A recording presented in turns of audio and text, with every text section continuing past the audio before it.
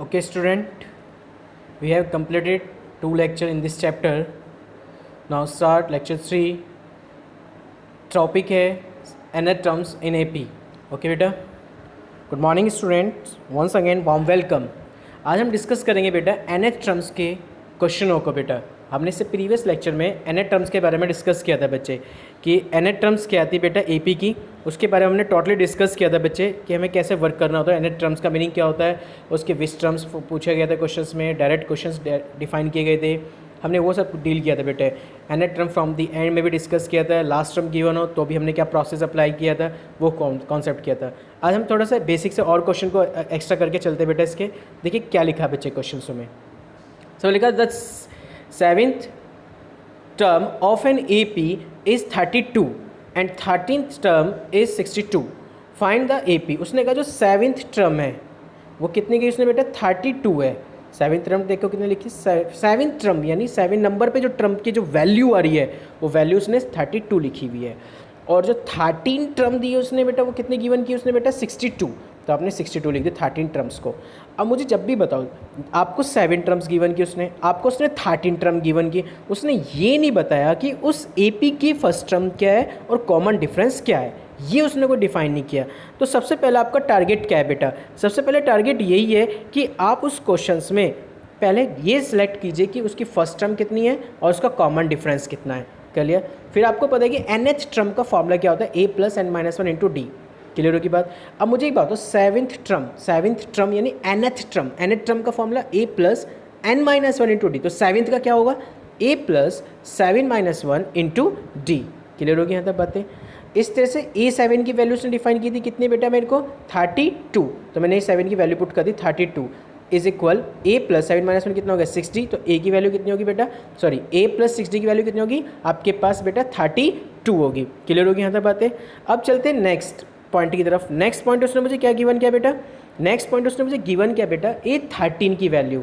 A13 मतलब क्या होता है बेटा, A13 मतलब हो गया A plus 13 minus one into D. ठीक है बेटा. तो आपके पास कैलकुलेट करके A13 की उसने वैल्यू मुझे दे रखी थी, कितनी दे रखी थी बेटा A13 की वैल्यू उसने मुझे 62. तो मैंने 62 पुट किया A प्लस 12D. पहली कंडीशन क्या थी, A plus 60 is equal to आपके पास था बेटा 32 और नेक्स्ट कंडीशन बन के आई A plus 12D is equal to 62. अब ये कंडीशन इस तरह से आएगी बेटा A और D में.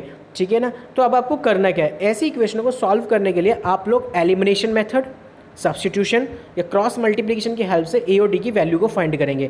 आप किसकी वैल्यू फाइंड करने वाले हैं, ए और डी की वैल्यू को. तो मैंने यहाँ पे एलिमिनेशन लगा दिया. रीज़न क्या है कि दोनों में जो ए के कॉफिशिएंट है वो दोनों में सेम है. जब दोनों के कॉफिशिएंट सेम हो गए तो मैंने क्या किया, दोनों को डायरेक्ट सब्ट्रैक्ट कर दिया, क्योंकि लाइक साइन है, लाइक साइन पे क्या होता है हमेशा, क्या हो जाती है बेटा, सब्ट्रैक्ट हो जाती है. अपोजिट साइन पर एडिशन हो जाता है. ओके बेटा. तो जब आप इसे माइनस करेंगे तो वहाँ से माइनस करके डी की वैल्यू हो जाएगी 5 और ए की वैल्यू गेट हो जाएगी 2.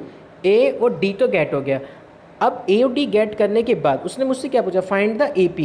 भाई किसी भी को भी ए पी फाइंड करने के लिए उस ए पी की 5th term, 6th term, 9th term, 15 term, कोई भी टर्म पूछने के लिए सबसे पहले फर्स्ट पॉइंट की प्रायोरिटी ये होती है आपके पास कि आपके पास ए यानी फर्स्ट टर्म एंड डी यानी कॉमन डिफरेंस पता होना चाहिए. तो वो आपने गिवन कंडीशन की हेल्प से इक्वेशन को बनाकर आपने सॉल्व आउट किया है. उसके बाद आपको क्या करना है, उसकी हेल्प से आपने ए और डी गेट कर लिया. जब आपके पास ए और डी गेट आ जाए तो मुझे एक बात बताओ, जो ए पी होती है, ए पी को कैसे डिफाइन करते हैं, a plus d, a plus 2D, a plus 3D and so on, चलता चला जाता है बेटा यहाँ तक, है ना. अब आपको करना क्या है, ए की वैल्यू पुट कर दीजिए, डी की वैल्यू पुट कर दीजिए इसमें और किसको कैलकुलेट कर लीजिए. देखिए आपने ए की वैल्यू पुट की, डी की वैल्यू पुट की, इसे सॉल्व करते चले गए और इससे क्या बन गया आपके पास ए पी. अब आपके पास चाहे वो कुछ भी पूछ ले आपसे, 5th term, 6th term, 7th term, 18 terms, 20 term, 19 term, कोई भी पूछ ले टर्म्स, तो आप ईजिली गेट कर लेंगे. क्यों, ए बी गेट है आपको, डी बी गेट है और ए पी आपको है ही ऑलरेडी पता लग गई है. ए पी चाहे निकालो ना निकालो कोई ट्रबल नहीं है. 15 टर्म्स पूछने के लिए भी आपको कम से कम ए और डी पता होना चाहिए बेटा. क्लियर हो गया बच्चे कॉन्सेप्ट. तो आपको जब भी इस टाइम का क्वेश्चन डील करना होगा तो कैसे सॉल्व करेंगे, 2 इक्वेशन बनाएंगे जो उस कंडीशन के अकॉर्डिंग गिवन होगी, उन्हें सॉल्व आउट करेंगे एलिमिनेशन मेथड से. वहाँ से फाइंड करेंगे ए और डी. ए डी फाइंड करने के बाद उसमें जो अकॉर्डिंग टू नेक्स्ट क्वेश्चन उसने पूछा होगा उसकी हेल्प से उसे सॉल्व कर लेंगे. ओके बेटा. एक और एग्जांपल समझते बेटा क्या कह रहा है. उन्होंने कहा find 31st term of an A P is 11th term is 38. उसने कहा फाइंड कीजिए 31st term of an A P की whose 11th term is 38 and 16th term is 73। उसने गिवन किया आपके पास बेटा। चलो क्वेश्चन को डील करते हैं बच्चे, समझना कैसे करते हैं क्वेश्चनों को सॉल्व। उसने 11th टर्म कितनी दी बेटा 38, 11th का मतलब A11 की वैल्यू कितनी थी 38। उसने कहा 16 टर्म कितनी की 73, 16 टर्म कितनी होगी 73। तो सबसे पहले फर्स्टली वी नो दैट आपको ना तो ए पता है और ना ही आपको डी पता है, ये बहुत अच्छे से आपको वेरी वेल है, ठीक है ना। जब आपको ना तो ए डिफाइन किया ना उसने आपको डी डिफाइन किया, तो आपने लेट कर लिया कि ए कितना है, फर्स्ट टर्म कितनी होगी ए, कॉमन डिफरेंस हो गया डी, एन ए टर्म का फॉर्मूला होता है a n is equal to a plus n minus one into d. तो सबसे पहले कंडीशन में क्या करने वाले हैं आप लोग, A11 का मतलब ये 11th यानी एन का साउंड देता है, 11th मतलब 11वें नंबर की वैल्यू, उसने मुझे कितनी दे रखी 38। तो A11 यानी एन की तरह काउंट करके चलो इसको बेटा, यानी एन की वैल्यू कितनी दी उसने मुझे 11, तो एन के रिप्लेस पे 11 पुट कर दीजिए। तो पहली इक्वेशन बन के चली आपके पास आ गई 38 is equal A plus 10D। अब चलते हैं नेक्स्ट पॉइंट की तरफ। नेक्स्ट पॉइंट क्या कह रहा है बेटा आपको, देखिए नेक्स्ट पॉइंट ये कह रहा था कि आपको 16 टर्म यानी A16 कितना गिवन किया उसने A plus 16 minus 1 into d, तो यानी 16 टर्म की वैल्यू कितनी होगी 73। 16 टर्म की वैल्यू कितनी देखी तो उसने आपको 73 वैल्यू पुट कर दी, 73 आ गई। 73 is equal to A plus 15D, फिर से वही इक्वेशन बन गई। ए और डी में दो इक्वेशन गेट हो गई। जब ए और डी में दो इक्वेशन आपके पास आ जाती हैं तो आप उस सिचुएशन पे एलिमिनेशन, सब्स्टिट्यूशन, क्रॉस मल्टीप्लिकेशन की हेल्प लेते हैं बेटा, और इन्हें सॉल्व कर लीजिए। सॉल्व करके आपके पास गेट हो जाएगा बेटा ए की वैल्यू माइनस के 32 एंड डी की वैल्यू आप गेट कर लेंगे बेटा 7। ये गेट हो गया, सॉल्व कर लेना, ए और डी की वैल्यू निकल जाएगी, डू योर सेल्फ करके। आपका टारगेट यहाँ फिनिश नहीं होता है, क्यों? क्योंकि उसने आपसे क्या पूछा था 31st टर्म पूछी थी ऑफ एन एपी। एपी की 31st टर्म बतानी है आपको। देखो एपी की 31st टर्म बताने के लिए आपको करना क्या पड़ेगा बेटा, 31st यानी एन की वैल्यू कितनी दे दी उसने 31st दे दी, तो आपको एन की वैल्यू 31st देकर तब पूछा कि बता 31st वाले नंबर पे कौन सी वैल्यू आने वाली है, यानी 31st टर्म पे कौन सी वैल्यू है। वो वैल्यू बताने के लिए आपने क्या लिया, फॉर्मूला लगाया A31 is equal to A plus 31 minus 1 into d. ये फॉर्मूला अप्लाई किया आपने और इसकी हेल्प से आपने इसको कैलकुलेट कर लिया, ए की वैल्यू पुट करके डी की वैल्यू पुट करके बेटा, ठीक है ना। और उसे कैलकुलेट करके कितना आ गया 178। क्लियर हो गया बच्चों। तो जब भी इस टाइप का कोई क्वेश्चन आएगा तो आप इस तरह से क्वेश्चनों को डील करेंगे, यानी लैंग्वेज वाले क्वेश्चनों को इस तरह से हम लोग सॉल्व आउट करते हैं बेटा। दो इक्वेशन बनाते हैं, दो इक्वेशन बना के तब उन्हें कैलकुलेट करते हैं, ध्यान रखना बच्चों। ओके बच्चों, चलते हैं नेक्स्ट एग्जाम्पल की तरफ बेटा। नेक्स्ट एग्जाम्पल क्या कह रहा है बेटा, if the mth term of an AP, it's a very important example, उसने कहा if the mth term of an AP is 1 upon n and nth term is 1 upon m, तो फाइंड दी mnth टर्म। कोई भी term मुझसे पूछ रहा हूँ, उसने कौन सी टर्म पूछी है वैसे mnth टर्म। भाई कोई भी टर्म मुझे यदि फाइंड करनी है तो मेरी फर्स्ट प्रायोरिटी ये बनती है कि मुझे सबसे पहले क्या पता होना चाहिए ए, और क्या पता होना चाहिए डी। ना तो मेरे पास ए है और ना ही मेरे पास डी है, तो सबसे पहले क्या करने वाला हूँ, लेट करने वाला हूँ कि मेरे पास जो फर्स्ट टर्म है वो ए, कॉमन डिफरेंस है वो कितना है बेटा मेरे पास डी है, ठीक है। और आपको पता है कि जो nth टर्म का फॉर्मूला होता है वो क्या होता है, nth टर्म का formula a plus n minus 1 into d, ये फॉर्मूला होता है आपके पास। क्लियर होगी बात यहाँ तक। तो बच्चे इस फॉर्मूले में इसकी वैल्यू को पुट करेंगे हम लोग, ठीक है। तो देखिए बच्चों क्या करने वाले हम लोग अब, ठीक है बेटा। तो देखिए बेटा यहाँ पे क्या करने गए हम लोग, कंडीशन में आप बताओ मुझे mth टर्म का मीनिंग कितना लिखा बेटा यहाँ पे देखो, mth टर्म का मीनिंग कितना हो गया आपके पास, यहाँ बताइए। mth टर्म का मीनिंग हो गया आपके पास यहाँ पर, तो बेटा mth टर्म उसने मुझे गिवन की थी, mth टर्म उसने मुझे डिफाइन कर दी बेटा, वो कितनी मेरे पास mth टर्म, उसने mth टर्म मुझे बता दिए बच्चे, वो mth टर्म मेरे पास इतनी बेटा ये रही a plus m minus 1 into d. और उसने मुझे बता रखा है बच्चे कि जो mth टर्म है वो AP की वो कितनी बेटे 1 अपॉन n। mth टर्म यानी am कितना डिफाइन कर दिया उसने 1 अपॉन n डिफाइन कर दिया है। तो am की वैल्यू कितनी होगी बेटा a plus m minus 1 into d, किसके इक्वल होगी 1 अपॉन n के। तो इससे पहले इक्वेशन बना लीजिए आप लोग, ठीक है बेटा। उसके बाद सेम नेक्स्ट कंडीशन लेके चले, इससे बनेगी first equation same as it is. nth term कितने गिवन की उसने 1 अपॉन m, तो nth टर्म की हेल्प से आपने वैल्यू बना ली। कंडीशन नंबर 2, फिर से वही दो इक्वेशन होगी ए डी में, जैसे दो इक्वेशन ए डी में आते हैं तो क्या कर लेंगे, माइनस कर लेंगे। एलिमिनेशन मेथड लगाते ही माइनस कर लेना, माइनस करके क्या हो जाएगा, ए से कैंसिल हो जाएगा, डी कॉमन आ रहा है इन दोनों में, देखो इसमें m माइनस 1 इंटू डी और इसमें भी n माइनस 1 इंटू डी, तो दोनों में से डी कॉमन ले लेना। जब डी कॉमन ले लोगे तो कितना हो जाएगा m माइनस 1, और जब बाहर साइन माइनस का है, देखिए यहाँ पे साइन किस चीज़ का आ रहा है बेटा आपके पास, माइनस का आ रहा है, फोकस कीजिए। जब आप इसे माइनस करेंगे 1 में से 2 को माइनस करेंगे तो फर्स्ट इक्वेशन में जब सेकंड इक्वेशन माइनस होगी तो ये सारा साइन माइनस का हो जाएगा, ये वाला पोर्शन भी, तो minus n minus one into D हो जाएगा, तो अंदर के साइन चेंज हो जाएंगे। कर दिया चेंज। अब ये आपके पास आ गया 1/n माइनस के 1/m, इसका एलसीएम ले लीजिए, एलसीएम लेके आ जाएगा, क्रॉस मल्टीप्लाई कर देना इसकी बेटा। जब आप इसकी क्रॉस कर देंगे तो आपके पास फाइनली गेट हो जाएगी इसकी वैल्यू बेटा, ठीक है ना। m minus n divide by m n हो गया is equal to m minus n d, m minus n से m माइनस एन कैंसिल हो गया, तो d की वैल्यू कितनी होगी बेटा 1/mn। d की वैल्यू गेट होती है सर, इसकी वैल्यू पुट कर दीजिए कंडीशन नंबर फर्स्ट में, तो वहाँ से गेट हो जाएगा a की वैल्यू, a की वैल्यू भी गेट होगी 1/mn। a और d गेट, अब चाहे वो मुझसे कोई भी वैल्यू पूछ ले, अब मैं इजीली गेट कर लूँगा क्योंकि मुझे a और d पता लग गया है। a d की वैल्यू कितनी आ गई है 1/mn और d की वैल्यू भी 1/mn। अब कौन सी टर्म पूछी थी मुझसे उसने, mnth टर्म, तो mnth टर्म का मतलब amn की वैल्यू मैंने निकाल दी, a is equal a plus mn minus one into D. अब a की वैल्यू पुट कर दीजिए, d की वैल्यू पुट कर लीजिए बेटा, कैलकुलेट कर लीजिए, कैलकुलेट करके amn की वैल्यू आ जाएगी बेटे amn इज इक्वल टू 1। ये कैलकुलेशन वर्क है बेटा इसका, ठीक है बच्चे, क्लियर हो गया बेटा। तो ये इस टाइप का क्वेश्चन है, एक खुद समझते हैं नेक्स्ट एग्जांपल क्या कह रहा है बेटा। तो क्लियर हो रहा है ना एग्जांपल वाले क्वेश्चंस, इस तरह से हम डील करते हैं बेटा क्वेश्चनों को। अब आता है नेक्स्ट एग्जांपल।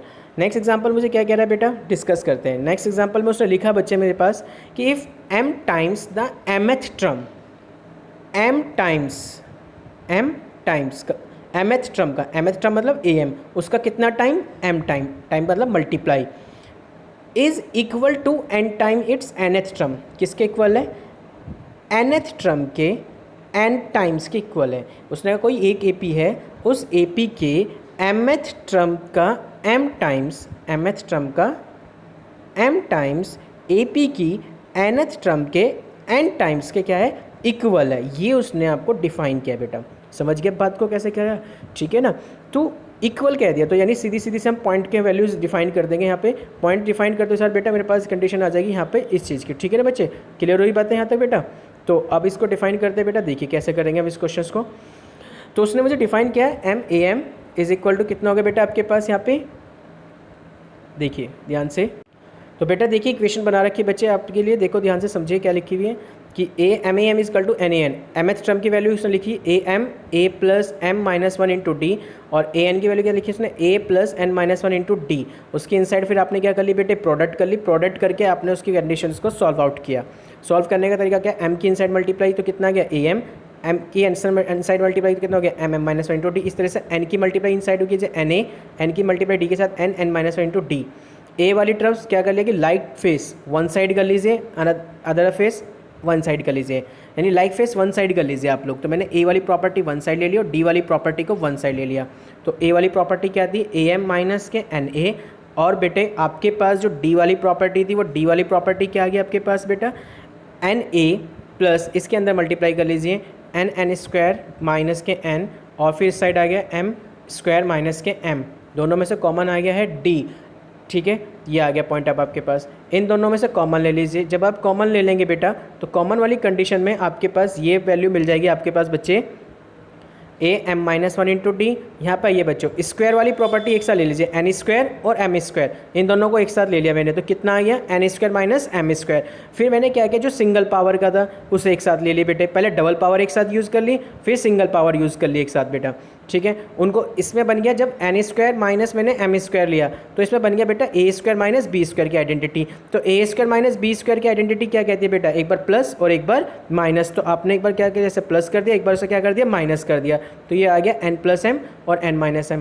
और जो बाहर लिखा हुआ था माइनस के n और प्लस m करके लिखा था, मैंने क्या किया इसमें से माइनस कॉमन ले लिया। जैसे तो माइनस कॉमन लोगे तो क्या आ जाएगा माइनस के n, sorry minus minus plus, plus के तो n हो गया और माइनस के m, क्योंकि जैसे ही आपको पता है कि बाहर माइनस साइन ले लेंगे तो अंदर के साइन क्या हो जाएंगे, चेंज हो जाएंगे, अपोजिट हो जाते हैं बेटा, ठीक है ना बेटा। तो हमने इस तरह से हमने क्या किया, माइनस साइन कॉमन ले लिया। रीज़न क्या रहा कॉमन लेने का, समझा देता हूँ बच्चे, क्योंकि इस पूरे ब्रैकेट में से मैं कॉमन लेने वाला हूँ n माइनस m। जब आप n माइनस m कॉमन ले लेंगे तो उसके बिहाफ पे आप क्या करने वाले, बराबर में जो लिखा था m माइनस n, मुझे एक बात बताओ m माइनस n है और एक लिखा n माइनस m, दोनों में डिफरेंस केवल इस चीज़ का आ रहा है, ये जहाँ m पॉजिटिव है और यहाँ n नेगेटिव है, तो यहाँ पे n पॉजिटिव है और m नेगेटिव है, तो दोनों में केवल डिफरेंस है नेगेटिव साइन का, नेगेटिव साइन का फ़र्क आ रहा है बस बच्चे। यानी मैं m माइनस n और नीचे डिवाइड कर दूँ n माइनस m से। तो ये ध्यान रखना बच्चे, जब अपोजिट साइन, यानी जो चीज़ इधर पॉजिटिव है वो यहाँ पे नेगेटिव हो और जो यहाँ नेगेटिव है वो यहाँ पे पॉजिटिव हो, तो हमेशा ध्यान रखो कैंसिल आउट होती है -1 टाइम्स। कितने टाइम कैंसिल आउट होती है बेटा? -1 टाइम, यदि फेस सेम हो, बस अपोजिट साइन रख रहे हो दोनों आपस में। ठीक है बेटे, क्लियर होगी बातें यहाँ तक बच्चे? तो इसने ये किया m-n से कैंसिल आउट कर दिया। अब आपके पास जो रिमेनिंग रह गया वो कितने रह गया? माइनस के a is equal to d m plus n minus one. Minus a को मैं उठा के इधर लिया है बेटा, तो प्लस ए हो जाएगा, तो a plus m plus n minus one into d is equal to 0। अब मुझे एक बात बता, nth टर्म का फॉर्मूला क्या लिखता है तू? a प्लस बेटा n-1 इंटू डी, ये तो लिखता है, यानी n आया तो n आ गया। तो यहाँ देखिए क्या लिखेगा? m प्लस एन, यदि ये कंडीशन लिखी हुई आ रही बेटा आपके पास कि a plus m plus n minus one into d, तो ये बता किसका फॉर्मूला बनेगा? ये पूरा का पूरा किसका फॉर्मूला हो गया बेटा? ये फॉर्मूला हो गया n के रिप्लेस पे कितना आ रहा है? m प्लस nth, तो यानी ये फॉर्मूला बन गया m प्लस nth टर्म का। किसका फॉर्मूला बन गया? m प्लस nth टर्म का। क्लियर हुआ पॉइंट? नहीं हुआ बेटा? समझाता हूँ फिर से बेटा, रिपीट करता हूँ, समझ पहले बात मैंने कहना क्या चाहा बेटा। nth टर्म का मतलब क्या होता है? a plus n minus one into d होता है, राइट? तो m प्लस nth का मीनिंग क्या होगा? a plus m plus n minus के 1 इंटू डी, यही तो होगा बच्चे। तो यही हमने लगाया अप्लाई, इसलिए इसके रिप्लेस पे हमने क्या लिख दिया? m प्लस n की वैल्यू कितनी आ गई बेटा आपके पास? 0 होगी। ओके बच्चे, क्लियर हो गया बेटा? तो ये दोनों एग्जाम्पल मैंने आपके क्लियर किए बेटा। ओके, चलते हैं नेक्स्ट एग्जाम्पल की तरफ बेटा। नेक्स्ट एग्जाम्पल समझते बच्चे क्या लिखा हुआ है बेटा। नेक्स्ट एग्जाम्पल में उसने कहा बेटा pth qth और rth term of an AP, A B C है। उसने कहा जो pth टर्म है वो a है, जो qth टर्म है वो आपके पास b है, जो rth टर्म है वो आपके पास c है। ठीक है ना, ये उसने आपको डिफाइन किया बेटा। ओके बेटा, उसने आपको pth qth और rth टर्म बताइए बेटा, कितने गिवन बगी है उसने बताया बेटा जो आपके पास pth टर्म है वो तो है a, और जो qth टर्म है वो है बेटा b, और जो उसने rth टर्म बताई वो कितनी बताई बेटा? c है। यानी a b c pth qth और rth टर्म्स की वैल्यू डिफाइन की है उसने कि pth नंबर पे a आएगा, qth नंबर पे b गेट होगा, rth नंबर पे c गेट होगा। ये उसने उसकी वैल्यू को डिफाइन कर दिया बेटा। ओके, बट उसने ये नहीं बताया कि जो ये एपीज हम बना रहे हैं, इन एपी की फर्स्ट टर्म क्या है और कॉमन डिफरेंस क्या है। आई डोंट नो, उसने डिफाइन नहीं किया। जब मुझे कोई कंडीशन में गिवन नहीं करेगा तो मैं क्या करने वाला हूँ? उसको लेट करने वाला हूँ बच्चे। तो लेट कर लीजिए, मेरे पास फर्स्ट टर्म है वो मैंने क्या कर दिया? x, और कॉमन डिफरेंस कितना है? y। मैंने a और d इसलिए लिया क्योंकि a यूज़ हो गया था बेटा, इसलिए मैंने क्या किया? फर्स्ट टर्म को x, कॉमन डिफरेंस को y कह दिया है। ठीक है बेटा, अब कंडीशन मुझे ये बताइए जो आपके पास लिखी उसने बेटा pth टर्म को लेके, तो pth टर्म क्या कह रहा है बेटा? pth टर्म का मीनिंग क्या हो गया बेटा? a plus p minus one into कितना हो गया? d, और इस pth टर्म की वैल्यू उसने मुझे कितनी दे रखी है? a, और ये पता सॉरी आपके पास ये जो वैल्यू कितनी थी? a कितनी थी? First term x, common difference कितना था आपके पास? y। तो यानी कंडीशन क्या बन गई? a is equal to x plus p minus one into y, ये पहली इक्वेशन बन गई। इस तरह से qth, इसी टाइप से rth, तीनों की कंडीशन को हम इस तरह बना देंगे। तो ये कंडीशन मेरे पास बन के आ गई बच्चे pth qth rth में, ये तीन कंडीशन बन गई मेरे पास। अब मैंने प्रूफ पे फोकस किया, जो मुझसे उसने प्रूफ करा रहा था। प्रूफ में लिखा a q minus r into a plus r minus p into b plus p minus q into c is equal to कितना लिखा बेटा उसने? 0। अब बच्चे आपको करना क्या है? प्रूफ को फोकस किया, q minus r minus p minus q, ये आ रहे हैं, और यही सेम आपकी इक्वेशन में भी आ रहे हैं। यदि आप फोकस करें ध्यान से चीज़ों को देखें, देखिए ये रहा p माइनस क्यू जब आएगा जब आप फर्स्ट में से सेकंड को माइनस कर देंगे, q माइनस आर कब आएगा? जब आप सेकंड में से थर्ड को माइनस कर देंगे, r माइनस पी कब आएगा? जब आप थर्ड में से फर्स्ट को माइनस कर देंगे। क्लियर होगी बेटा बात? तो ये आपको कब गेट होने वाले? ये तभी गेट होंगे जब आप pth qth rth के में से फर्स्ट में से सेकंड को माइनस, सेकंड में से थर्ड को माइनस, और थर्ड में से फर्स्ट को माइनस कर दोगे, तो आपको ये जो कंडीशन गिवन की थी उसने q minus r minus p minus q, वो यहाँ से फाइनली गेट हो जाएगी। देखिए कैसे गेट होने वाली है, समझते बच्चे पॉइंट को। देखो बच्चे क्या लिखा उसने बेटा, आपको लिखा equation from first to second में से माइनस किया, तो जब फर्स्ट में से सेकंड को माइनस करेंगे तो क्या लिखा बेटा? a माइनस बी, एक्स से एक्स कैंसिल, इन दोनों में से y कॉमन, कितना आ गया? p minus one. जब बाहर माइनस का साइन है तो अंदर के साइन क्या हो जाएंगे? चेंज, तो माइनस के q और प्लस के 1, ये इक्वेशन बन के आ जाएगी। यहाँ पे बन गया। कैंसिल आउट कर लीजिए, कैंसिल आउट करके आपने क्या किया? p माइनस क्यू की वैल्यू गेट की। क्यों? मुझे p माइनस क्यू चाहिए था, तो p माइनस क्यू की value in terms of y में गेट होगी कितनी बेटा?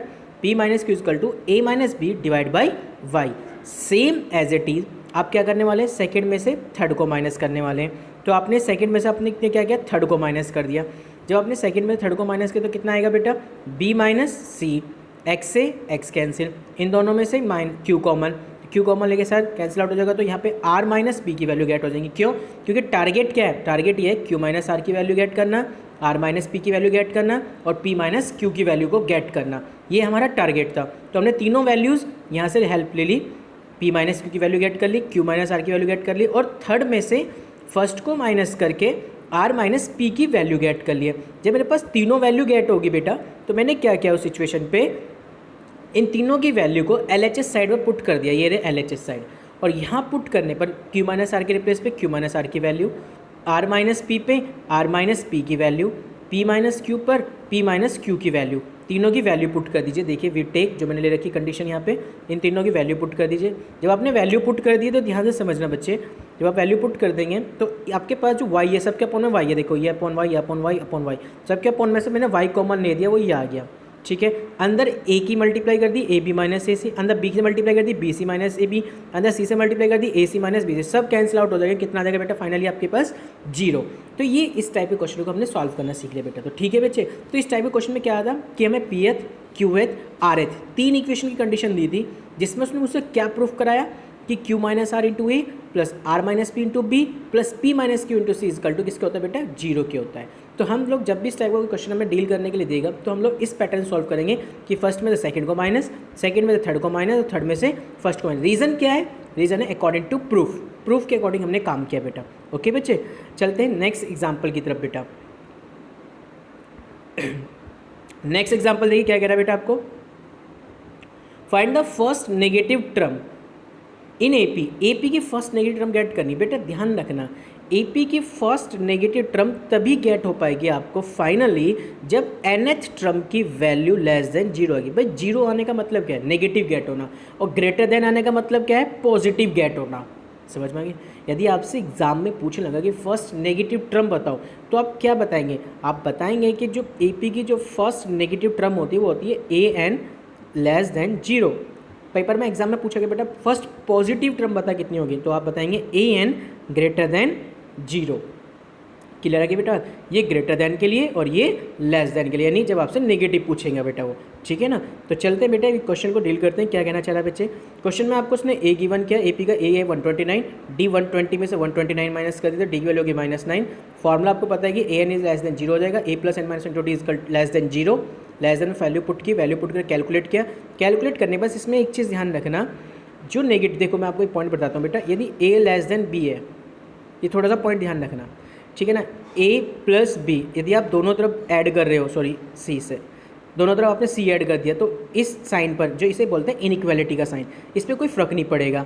ठीक है बेटा, आप ऐड कर लो, आप सब्ट्रैक्ट कर लो, कोई फ़र्क नहीं पड़ेगा। आप मल्टीप्लाई कर लो, पर मल्टीप्लाई किस चीज़ से, जब आप पॉजिटिव से मल्टीप्लाई करेंगे, जैसे ए सी पॉजिटिव, मैंने कहा सी पॉजिटिव है तो लेस देन मैंने कहा बी सी, ये कंडीशन है, परफेक्ट है। बट यदि मैंने कहा सी की वैल्यू लेस देन 0 हो जाए, यानी सी क्या हो गया, नेगेटिव हो गया।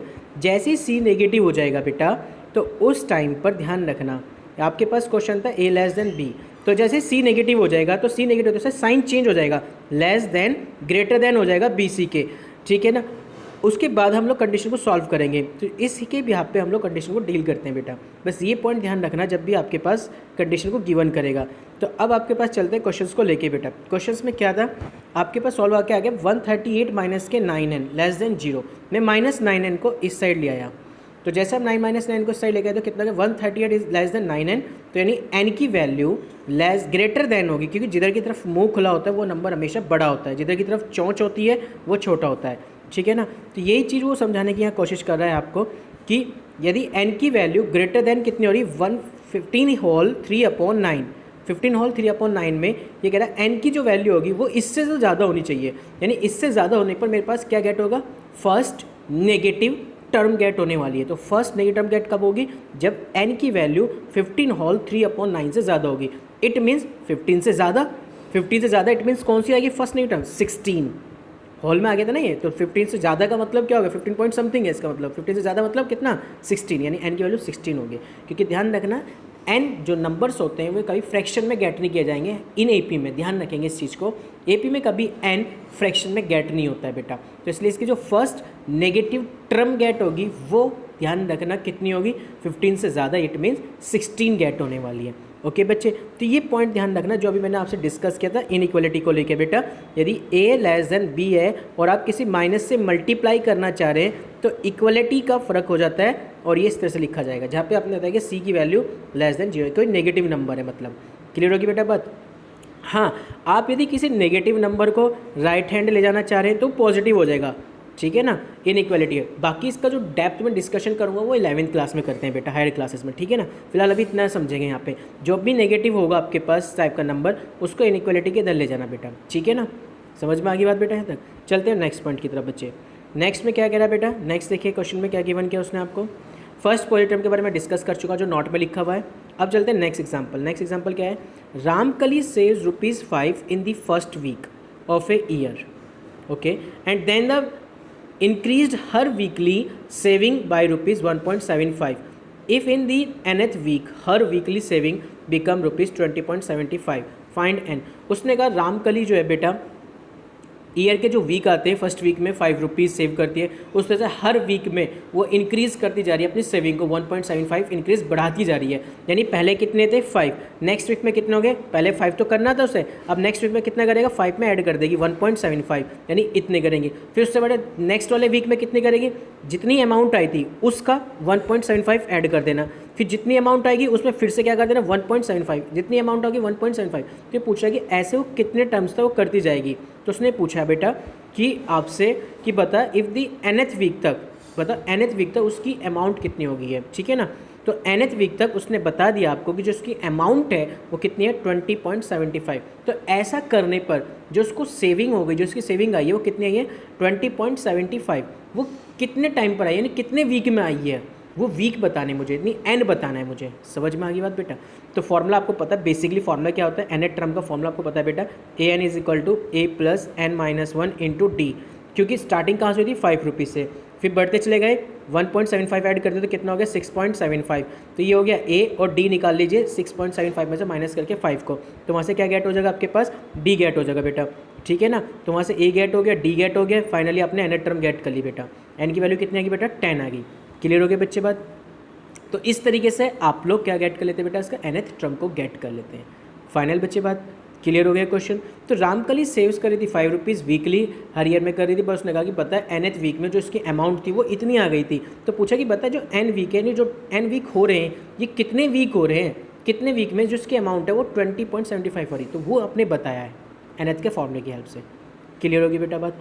अब चलते हैं next example. It's a very important NCERT का क्वेश्चन है बेटा ये वाला, ठीक है। एनसीईआरटी में भी एक गिवन है इस टाइप का क्वेश्चन, तो इससे वेरी इंपॉर्टेंट एग्जांपल भी है बेटा ये, ठीक है ना, एनसीईआरटी का है। तो देखिए क्या कह रहा है क्वेश्चन है, 2 APs have the same difference. उसने कहा 2 AP है, AP कितनी है 2, जब AP को 2 काउंट किया तो फर्स्ट टर्म और common difference both are different, अलग अलग होंगे दोनों के लिए, क्योंकि 2 AP तो दोनों के लिए A और D क्या होंगे, अलग अलग होंगे।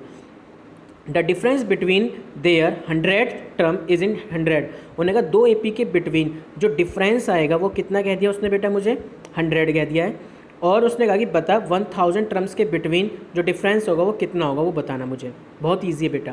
बेटा एक बात बता, उसने कहा 2 AP का कॉमन डिफरेंस सेम है, यानी कहा 2 AP थी जिनके कॉमन डिफरेंस D1 D2 थे, मैंने कहते किसके इक्वल हो गया, D के इक्वल हो गया। क्लियर हो गया यहाँ तक बातें? जब आपने उसे D के इक्वल कह दिया कॉमन डिफरेंस, तो बच्चे एक बात सिंपल सी बता, 2 AP थी ना, एक AP होगी 100 वाली, एक AP होगी 100 वाली, दोनों के डिफरेंस बताया था, दूसरी AP A' करके लिख लीजिए। इनका डिफरेंस उसने बता रखा कितना है 100 है इनका डिफरेंस, तो सीधी सी लिखी तो ये कंडीशन 100। A100 की वैल्यू को दीजिए, A100 का मतलब है nth टर्म, nth टर्म का मतलब क्या होता है A plus n-1 into D की कंडीशन, वो ओपन कर दी, कैलकुलेट करके A1 माइनस A2 कितना हो गया 100 आ गया। ठीक होगी यहाँ तक बातें? अब जब तुमने A1 माइनस A2 गेट कर लिया तो अब आपको करना क्या था, आपको 1000 के बिटवीन डिफरेंस बताना 2 AP के, तो एक AP 1000 वाली, दूसरी AP 1-1000 वाली होगी, तो दोनों के बिटवीन क्या होता है डिफरेंस, दोनों के बिटवीन डिफरेंस फॉर्मूला लगा दो nth टर्म वाला ही, कितना हो गया n की जगह 1000 रख देना बस, ठीक है ना, रख दिया आपने ये कंडीशन पे, कैलकुलेट किया A1 माइनस A2 आ गया, और A1 माइनस A2 अभी आपने बताया था कितना था 100, तो इसका मतलब क्या होगा कि AP की 1000 टर्म का डिफरेंस भी, 2 AP की 1000 टर्म्स का डिफरेंस भी कितना आता है बेटा 100 आता है। 100 टर्म्स का भी डिफरेंस कितना था 100, तो 1000 टर्म्स का भी डिफरेंस कितना आ गया बेटा 100 आ गया बच्चे। क्लियर हो गया बेटा कॉन्सेप्ट। तो इस टाइप के क्वेश्चनों को आपको डील करना होता है बेटा। ठीक है बच्चे, कोई भी पॉइंट है बेटा आप मेरे से डिस्कस कर सकते हैं। थैंक यू सो मच बेटा।